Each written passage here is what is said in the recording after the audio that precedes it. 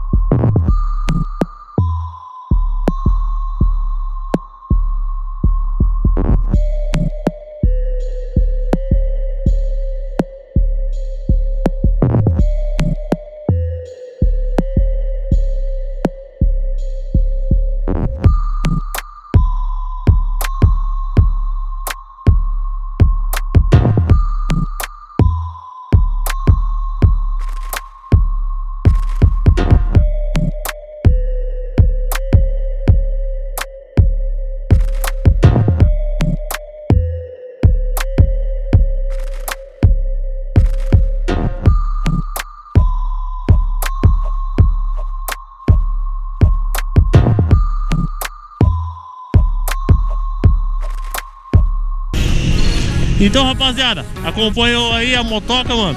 Eu vou falar pra vocês aí, já deixa seu like e interage com a gente nos comentários aí. Deixa nos comentários qual que foi a melhor versão dessa Fan 150 que eu mostrei pra vocês. Teve ela toda preta, teve ela só com a lateral prata, teve ela com a traseira branca, teve ela edição especial, teve ela sem polimento no motor, o motor era polido, não era cromado. Teve ela com motor original. Fih, essa moto não é da época do canal, mas teve um projetão top nela, mano. Então deixa nos comentários aí qual foi a melhor versão. Seja muito bem-vindo, acompanha nossos outros trampos e se inscreve no canal.